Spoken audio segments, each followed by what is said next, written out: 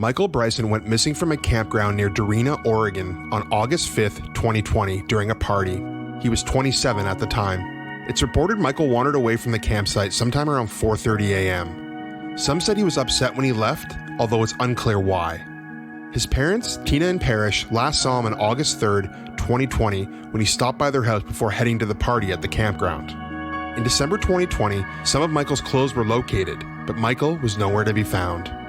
Tina and Parrish started the Michael Bryson Foundation after he went missing to bring awareness to missing people and mental health and drug addiction. A Facebook page, Let's Find Michael Bryson, has more than 24,000 members, and I highly recommend checking it out to find out more details about the case. I talked to Michael's parents, Tina and Parrish, right before the 3rd anniversary of his disappearance. Here's my conversation with them. Yeah, no, as I was saying, like, I like to learn a little bit about, who these people are that are missing. And, obviously I don't get to meet them and get to know their personality too much. So I'm wondering, can you tell me what your son is like? Quiet, loud, funny. What are the personality traits that your son has? All of those. Michael was an absolute sweetheart. From the time we brought him home from the hospital, he was such a good baby, just calm-tempered. He was, as he grew up, he was funny. He liked to laugh and joke and play tricks on people. And that side of Michael, that personality, he was like that his whole entire life. We say Michael never met a stranger, and he really has never met a stranger. I won't say he was the life of the party, but when Michael walked into a room, it definitely lit up. He made everyone in that room feel special. Always had a smile. If there was something going on with Michael you didn't know. He would talk to us, but I'm just talking in general. When you walked into a room or you walked into, his place of employment or anything like that, you could not tell that something was bothering Michael. He always put everybody else's feelings and whatnot first, their needs and desires first. So he was a giving person. He like I said, like Tina said, he tried to make everyone laugh. He was very empathetic. Very empathetic. He went on several mission trips while he was growing up. He went to Mexico a couple of times. He went to Africa a couple of times. Very involved in the community, not just church, but sports and scouts. Anything that was thrown at Michael, he would at least try once. He was that kind of a kid, and he just tried to make everyone else feel like, hey, this is fun. Let's go do this.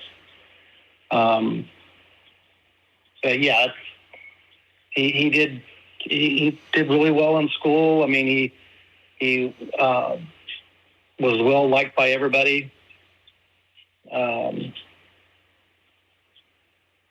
All around good kid. Yeah. Yeah, and when I was reading about him, he sounds like he had quite a bit of hobbies, and it sounds like music was really important to him. Oh yes, the kid we didn't have one set of genre that we listened to at home. We were kind of well rounded. The kids would tell you, they like country, but we listened to everything.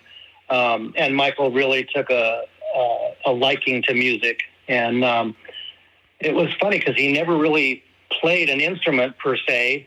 It was more of the EDM type, making my own type music with the computer and then the synthesizers and whatnot and soundboards. And he actually got pretty darn good at it to the point where he was actually doing some sets, in town and at friends' house and parties.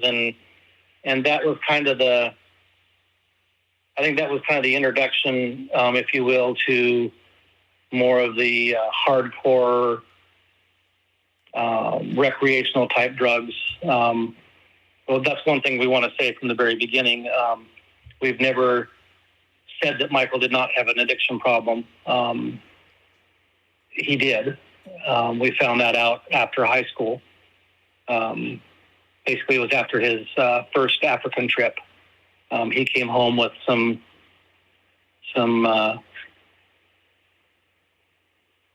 issues. I guess you'd say. I mean, he didn't talk about the trip for like 3 months, and before he finally opened up and talked about it a little bit. And I think, as a young man, he encountered some things that was very difficult for him to process. And I think his way of processing was recreational drugs.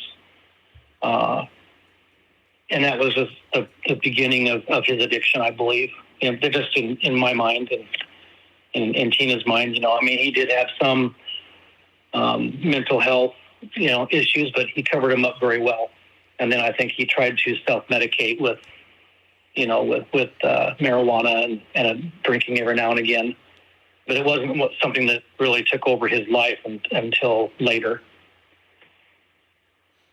When I was doing research for this, and this could be incorrect, so that's why I wanted to ask you about it, but it seemed like prior to him going missing, he was kind of course correcting his life a little bit. Like, it seemed like he was maybe reaching a new chapter and putting things back together. Is that, what were his plans? Was he kind of finding a new path and a new direction and maybe kicking, some of that addiction issues that he was having? Michael had been to rehab twice. And I would say that he had the tools to get back on track, as well as the support, of his friends and family. But some of the things that he was dealing with in life, I think, just had a stronger pull. But as far as correcting, yes, he was holding down a job that he enjoyed. He wasn't, bouncing from job to job to job to job like some addicts do. He had actually talked to me about going back to school and sharpening up on his math skills, because he wanted to try and get into an apprenticeship to be an electrician. And those kind of things are not something that someone that doesn't have life goals says. So we finally did see a side of Michael that was starting to be a little more responsible and wanting to turn his life around. And one thing I wanted to say about addiction, one thing that we've learned is that there is no such thing as an addict in our minds. What it is it's a person with an addiction problem. And I think people need to realize that when they see people on the street, that it's not an addict. It's a person with an addiction problem. That's still a person standing there. And, one thing that I think that as society, addressing mental health issues and whatnot, even law enforcement, they can get kind of jaded and hardened about it, and it's time that we re-educate these people and let them know that these are people with mental health issues that we need to address, and not just a person that's an addict.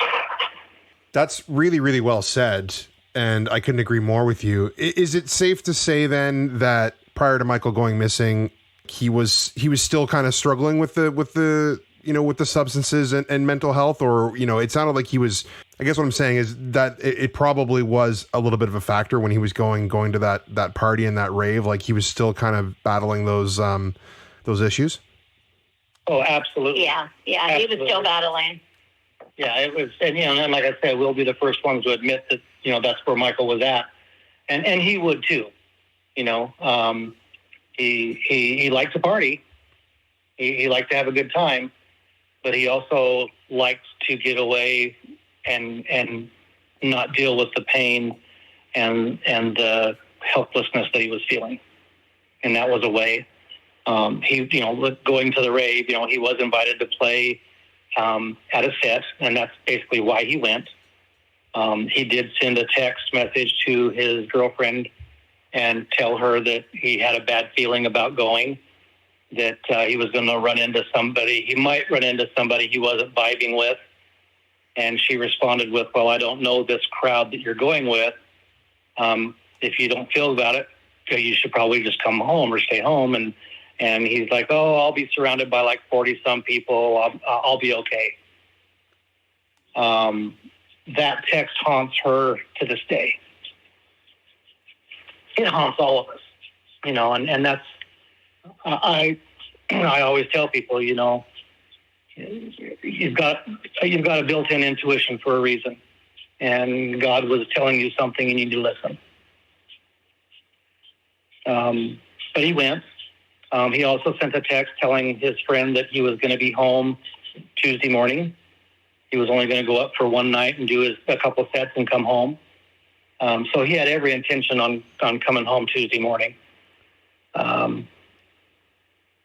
Something changed his mind, and he decided to stay. And some context for the listener and for myself, this was, from what I understand, like kind of like a week-long party out in the woods in a remote area where there was going to be like a party bus with drinks and drugs and music, like basically everything you would have at a rave. And initially you're saying Michael's plan was to just go for a day or two, do the set and come back. What was he like? Because I know he saw you a couple days before he left. Like, what was he like? And were you concerned? Like, did he talk about the party, or did he kind of, say it was more of a get together? Like, what were your thoughts when he left to go to this rave? He was in a great mood. I mean, he actually came on Monday, the day they left. August 3rd. And on the 3rd. And he came out to the house because he wanted some gas money. And I told him I had a couple hours worth of work he could help me out in the backyard with, and I'd be glad to, put money in the tank. And so he came out and helped me in the yard for a couple hours, and Tina made breakfast burritos. This was one of his favorite breakfasts, and it just so happened that Krista was here also, his sister. So all four of us were at home, and like I say, he worked for a few hours and came in and visited for a little bit while she finished breakfast, and did his normal, actually, let me rewind a little bit. While we were out working, he told me, he's like, Dad, I'm going to be going to a party out in the woods. There's not going to be any cell reception. I don't want you to worry, but, I'm going to be home and blah, blah, blah. And I'm like, okay. And that was all I knew, I knew he was going to be somewhere with no cell reception, but not to worry. And anyway, so he comes in, we have breakfast, and we're visiting a little bit. And I'm in one living room, and Tina's in the kitchen, and Krista was in the family room, and he went up and gave Krista a big hug and told her, I love you, and told Mom, thanks for breakfast, love you, and came into the other living room where I was at and bent down over the couch and gave me a hug and said, love you, Pops, see you later, and walked out the door. When do you find out that he's missing, and how do you find out? So August 5th at about 4:30, 5 o'clock-ish in that vicinity, Tina got a phone call at work asking, go ahead. I actually got a text message from Natalie, and that was Michael's ex-girlfriend. She asked me, because I was just finishing up my day at work, and she asked me if I had seen Michael or heard from him. And I said, no, why? And she said, well, I guess that he went to a party up outside of Cottage Grove, up in the woods, and he got upset about 4 o'clock in the morning and walked away, and nobody has seen him since. And she said that there was a group of people that came back into Eugene to try to find out if he got a ride home with somebody, and we didn't know, like if he had got a ride to a friend's house, if he was at his house. So I hurried up and got in the car and came home, and we just threw some stuff together in the car and headed up to a hobo campground, and we actually made a missing person report on our way up there. It was kind of hard to do that because, we were not with him. So we don't know, we didn't know the last thing he was wearing. And, we didn't know the circumstances around him going missing. We did not get up there till almost 7:30 that night. So he had been missing 13 hours before about 13 hours before we had found out about it. And when we arrived, Tina called her brother, who is a police officer in Eugene, and told him, I have no idea what's going on. Michael's been missing for, over 12 hours. I need your help. He followed us up to Hobo, and we, none of us had ever been there. We had no idea what we were driving into. And when we got up there, search and rescue was there. But people were just kind of hanging out, not doing anything, drinking, smoking, not a care in the world. No sense of panic, urgency, nothing. And the search and rescue gentleman, we went up to his car, or his truck, and asked him, where they were at, what was going on. And he's like, well, I have interviewed a few people, and I don't see anything going on, out of character, or out, from being having a party and whatnot. And he said, we'll probably find him, hunkered over a log or a stump, passed out. He didn't suspect foul play. That he didn't suspect foul play, all this stuff, and we're looking around, and we had no idea what to think, what to do, nothing.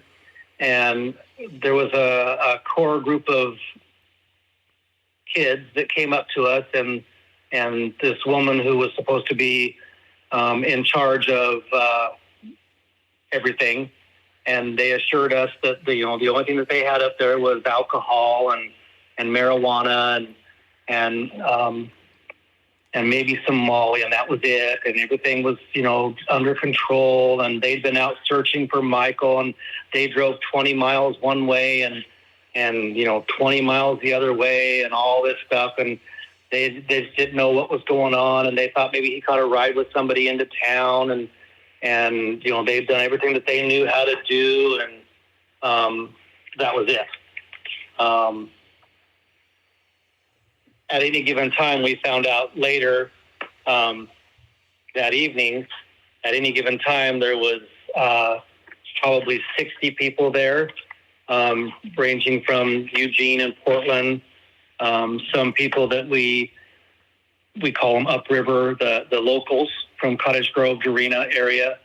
Once they heard that there was a raid going on, or a renegade going on up there, they all went up there because they knew there was drugs and party.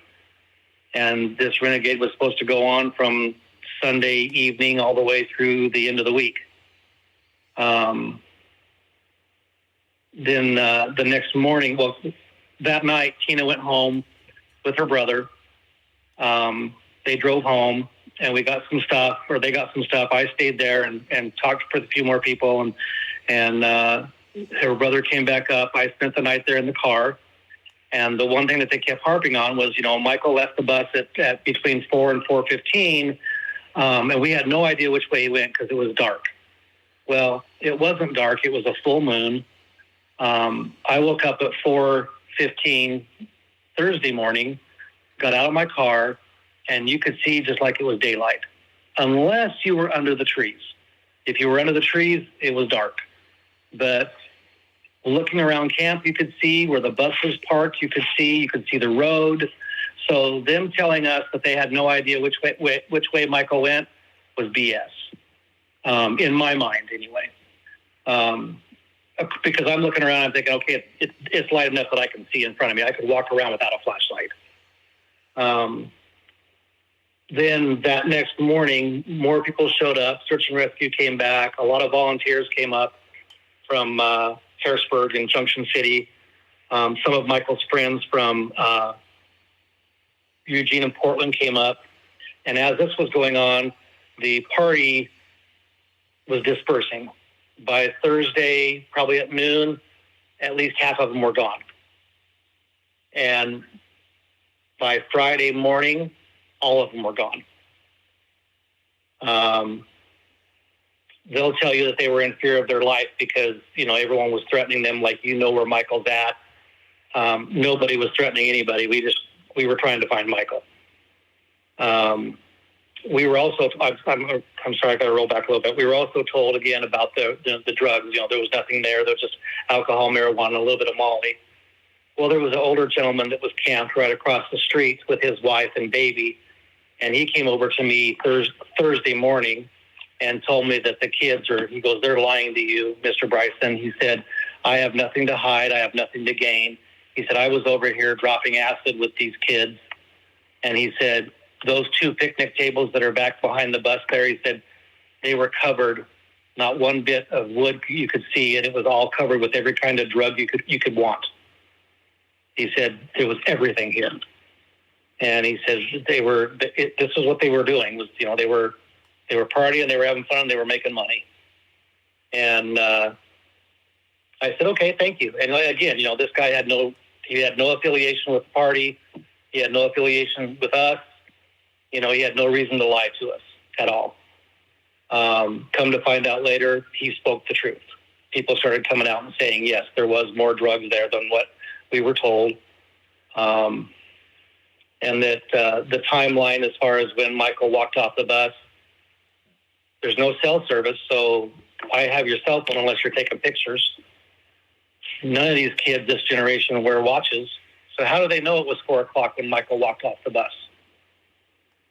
The last supposedly sighting of Michael was about 2:30 when someone arrived from work Wednesday morning at 2:30, and she said that Michael came up to the back of her car and asked if she needed help unloading some stuff. So that was the last, witness other than the 2 or 3 that said that Michael left at 4 o'clock. That's what I'm trying to say. Do we know, do you know, like, the altercation on the bus? That seems odd to me. Like, do we know anything more about that? Like, who it was with? Like, you kind of mentioned earlier that there was someone maybe going to be there that Michael had tension with. Do you have any more information about what may have happened, or is that even real? Like, or was that a story that was made up? Like, what do you understand from that so-called altercation on the bus? The only thing that we know is what we've been told by the 2 gals that were on the bus with Michael. And that was, they said that they were just sitting there talking, and all of a sudden Michael looked at them like he had a mental snap or a personality snap or whatever, and said, "What, you don't want me here?" And he just got off the bus and walked off. I can tell you that Michael's not confrontational. I've only seen Michael confrontational one time, and that was because he was protecting a friend. He's not a fighter, and he would walk away from, something before he would be involved in something. But we got conflicting stories about, whether there was an altercation or whether there wasn't. So, I mean, at this point, I guess we would say we really don't know because we weren't there. We were also told a young man showed up around that same time on a motorcycle at around 4 o'clock. Now, we don't know if that was prior to Michael walking off the bus or after Michael walking off the bus. We're not sure. But who shows up at a renegade /rave at 4 a.m. and then leaves at 7 or 7:30 in the morning? He was there literally 3 to 3.5 hours. So as an outsider looking in, coming from Grants Pass, no less, and riding all the way there, that is someone who is either delivering more paraphernalia, drugs, and or picking up from the previous deliveries, or coming up to make sure that he got what was, his. We have no idea. But to me, in my mind, the timing is just really coincidental.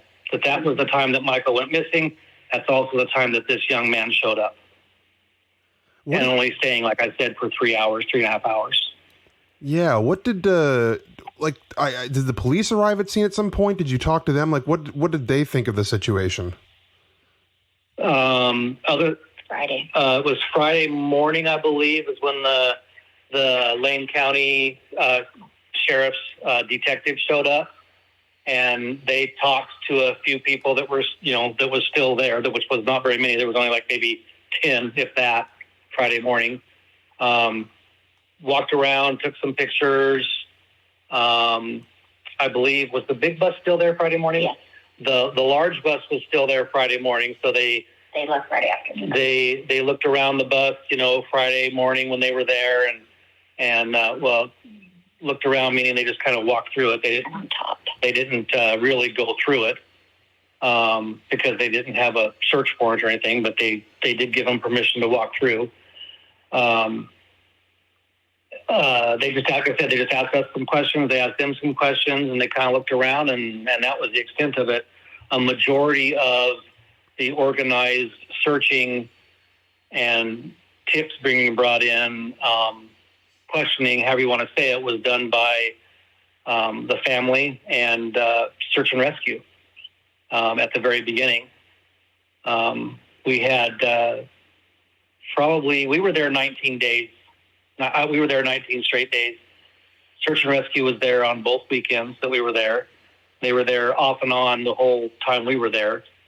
They would bring in, anywhere from 6 to, 20 volunteers going through things and whatnot. But we would have, at any given time, we probably had close to 200 volunteers that would come in. So we would set up like a search station where we had a table where people would check in and check out. And we would send them in different coordinates and different roads and different trails and different streams. And,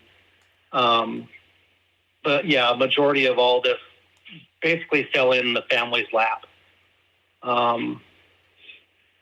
The first, I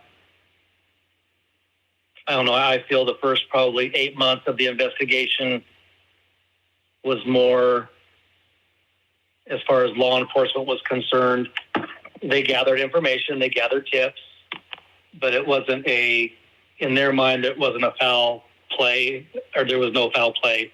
It was just a drug addict that got strung out, and a hunter will find him in 6 months. That was the mindset. After everything that we had seen and heard and tips that came in, we knew different. And that was kind of a hard thing for us to swallow, trying to convince them to put more time and energy, into the case. And we were told, though, by Search and Rescue and by, Lane County Sheriff's Department, that Michael's case is one of the biggest cases as far as missing people are concerned in Lane County history, as far as man hours that have been devoted to it, and everything. So I have to give them, hats off for that. But again, I think the mindset of individuals need to change a little bit when they're out looking for certain people. So before we get into the tips, because I do want to talk about what came in and how, I think you have very strong thoughts on what may have happened to your son. But what was that initial search like with search and rescue and volunteers? Like, did anything get found in the woods? Like, was there anything to go on, or was it just that people scoured and fanned out into the woods and didn't find anything? We had drones, we had cadaver dogs. Like I said before, we had at any given time over 200 people, searching every day for Michael. Trails.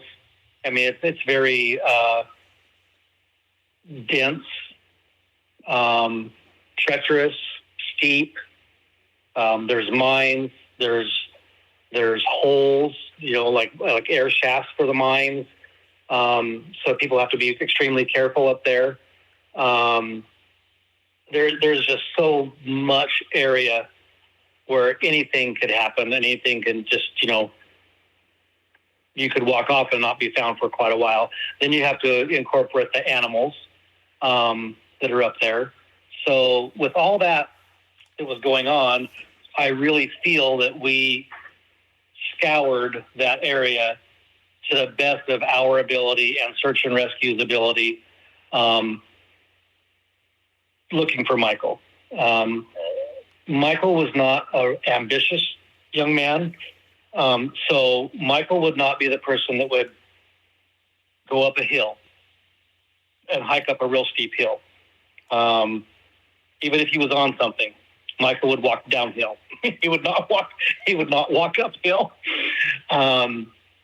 So, that kind of ruled out a few things. I mean, we still had volunteers that were climbing these, I don't want to say cliffs, but they were like really sharp, really steep inclines, and some cliffs are like billy goats. I mean, hats off to these guys they did an awesome job helping us with that. But one thing I want to touch base on is the creek.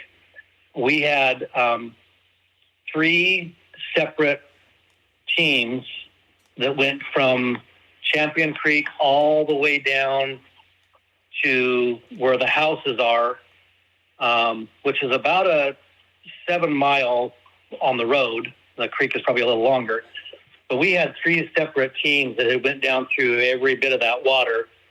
And search and rescue also had teams that went down in wetsuits and whatnot through the water. So that whole area, the creeks and everything, I can pretty much tell you was scoured very, very well. One tip that we did get in December, we were actually down in Curtin area following a tip. And while we were down there, the very next weekend, we got a phone call that someone had spotted something down by the creek, up by Hobo area where we had searched. And they called us immediately, and then we called the detective in search and rescue, and we all met in Cottage Grove and drove up together with this gentleman who found, the items. And we pulled over and we were on the road looking, and you could see from the road that those were, definitely something that was there. Search and rescue and the detective went across. They had to cross the creek and go up the bank a little bit to retrieve the items. They brought them back, and Tina and I were able to ID them with 100% certainty that they were Michael's. We can't release at this point what they were, but what I can tell you with 99.9% certainty, those items were not there when we were there searching for 19 days. So items that were Michael's that you were able to see and confirm were found.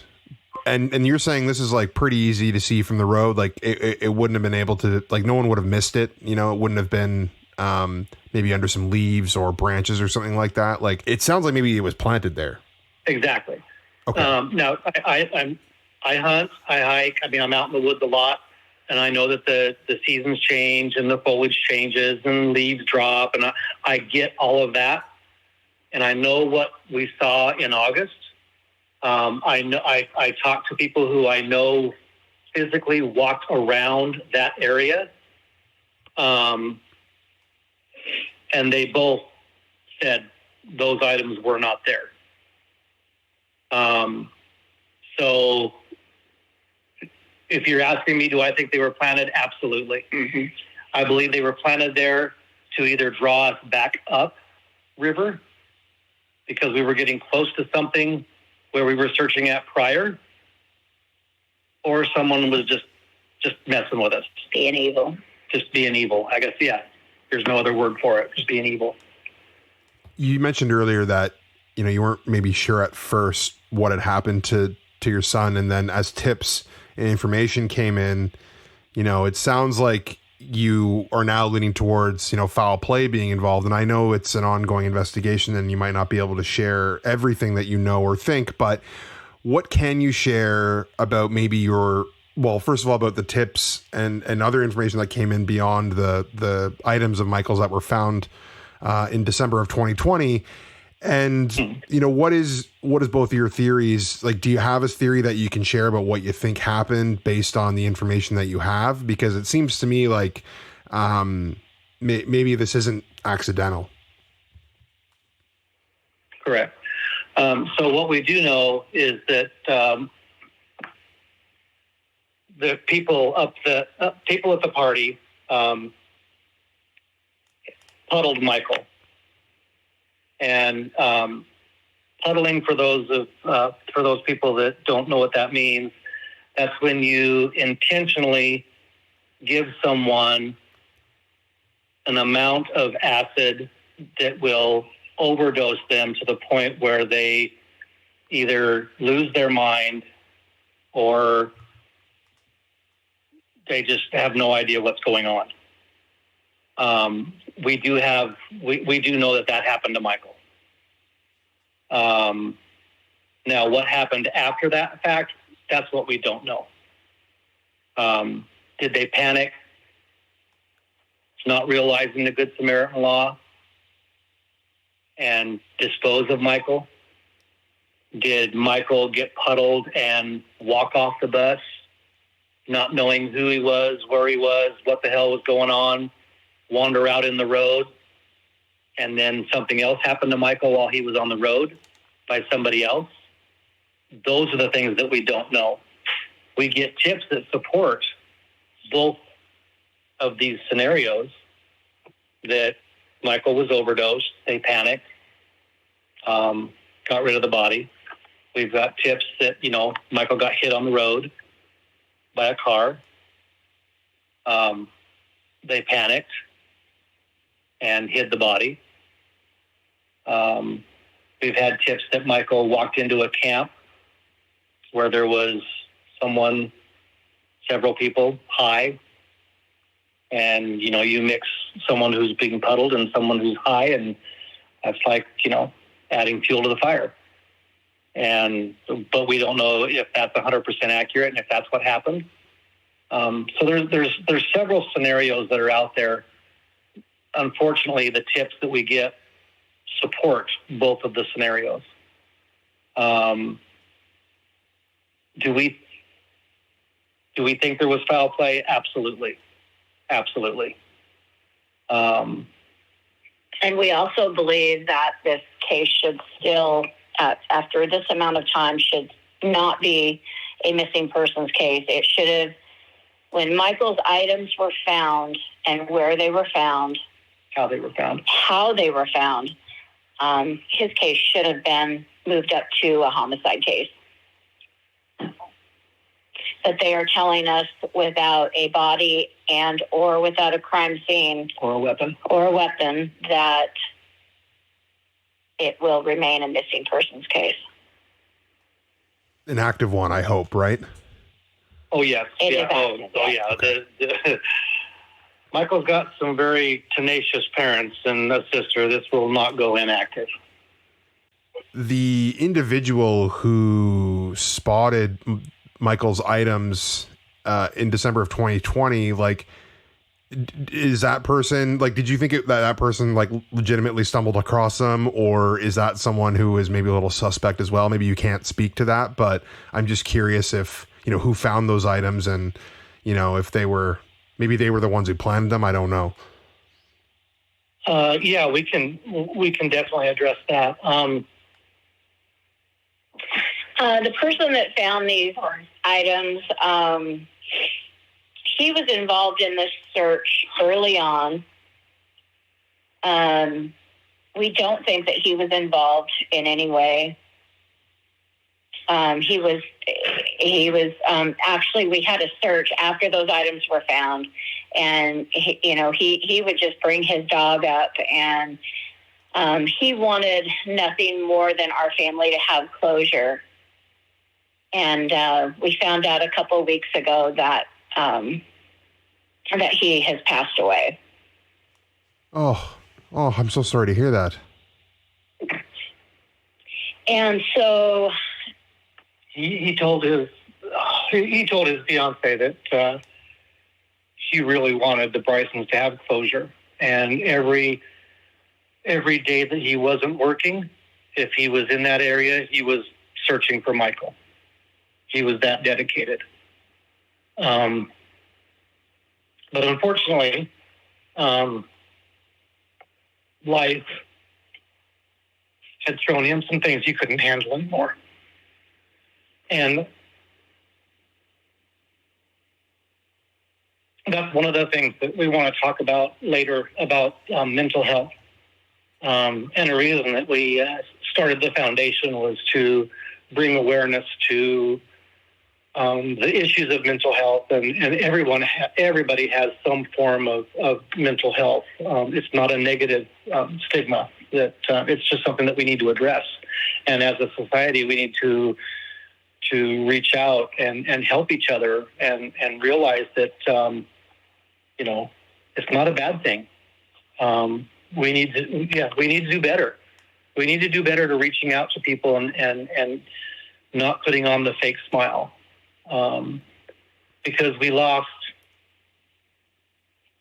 I feel we lost a very intricate person in Michael's army when that happened.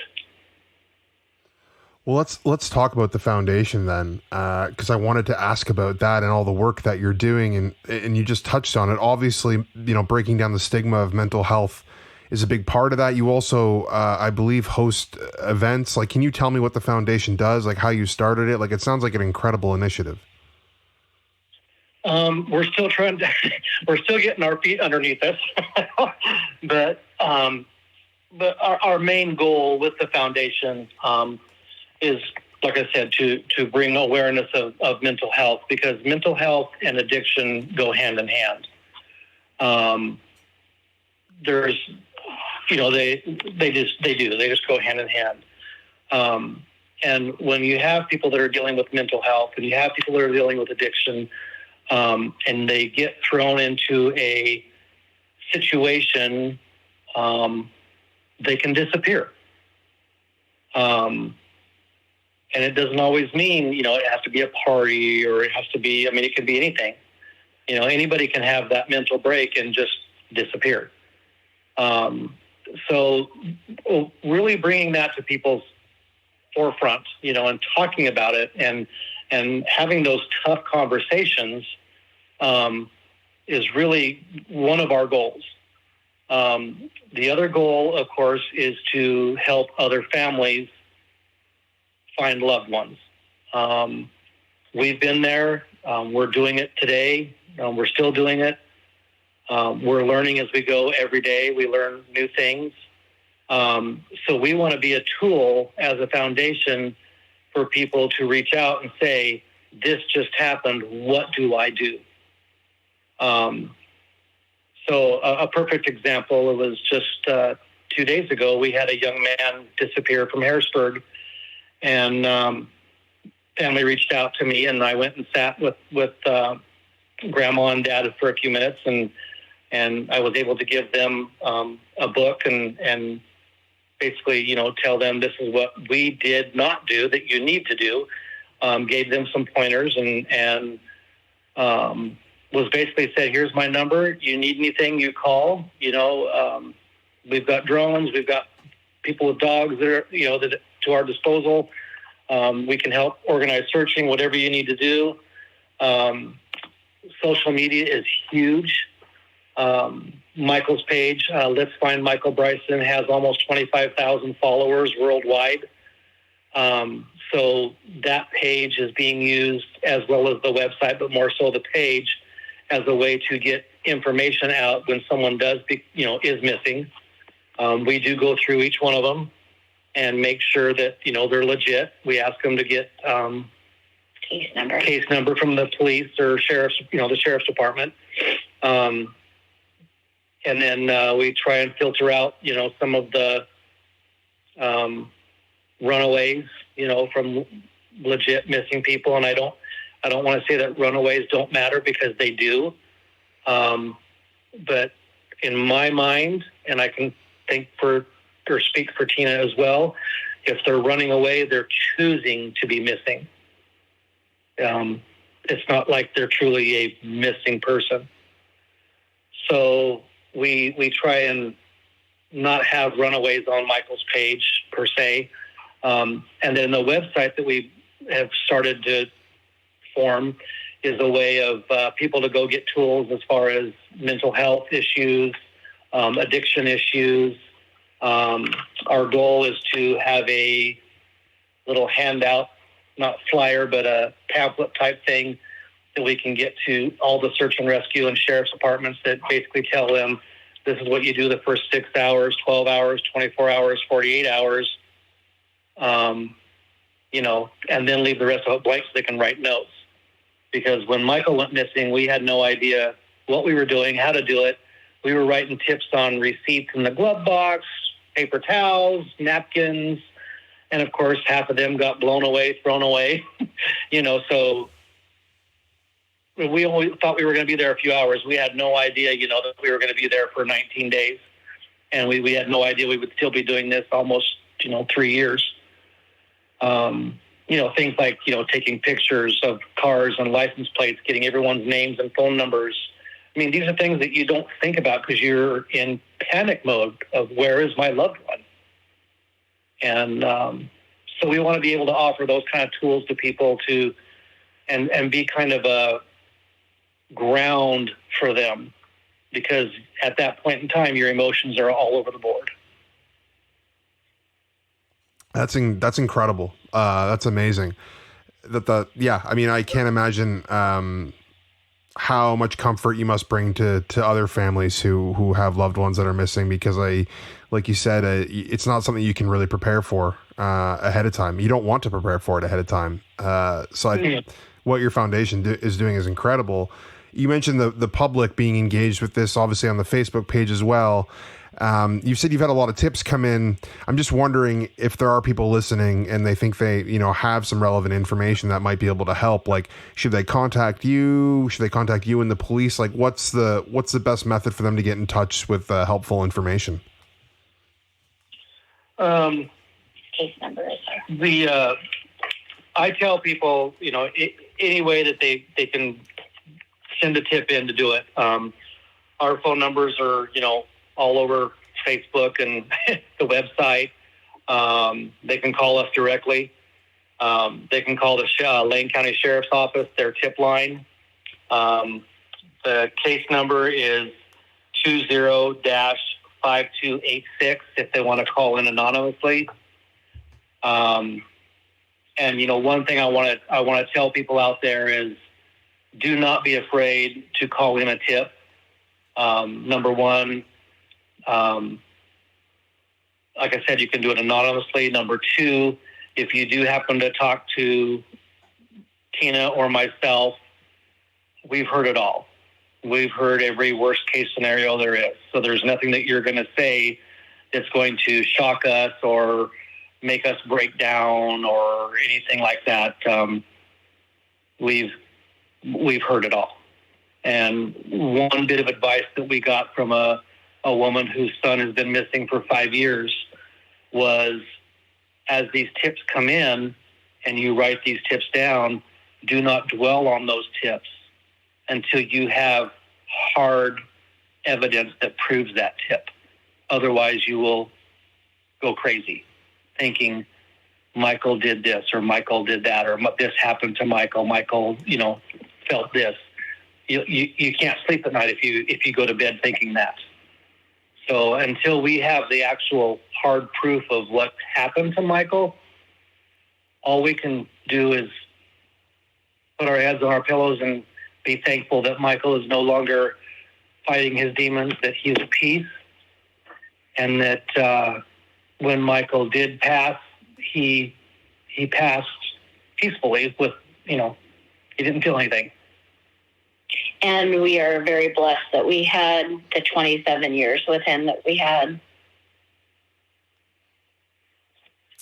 I want to end on this note, and it's, what do you think needs to happen for this to be solved? I mean, it sounds like, you've kind of already said it, that people need to come forward. Is it a case of maybe people at that party deciding to make a phone call and share some information? Is that something that would be extremely helpful in this case? Absolutely. Whether it's someone who was at the party or someone who was on the road or at a surrounding camp area that saw something or heard something, there's just a couple pieces of the puzzle that we're missing. And unfortunately, they're the big pieces. But once we get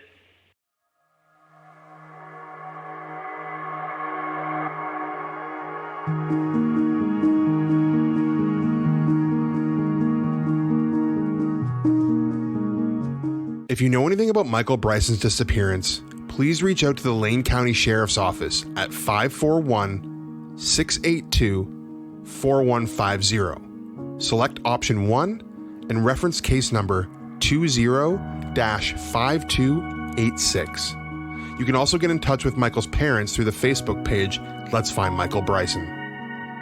If you enjoyed this episode and want to show appreciation, you can buy me a coffee at the link in the description. If you want to support the podcast on a monthly basis, you can head to the Patreon. For $5 a month, you get ad and sponsor-free episodes, exclusive content, and early access to all new episodes of the podcast.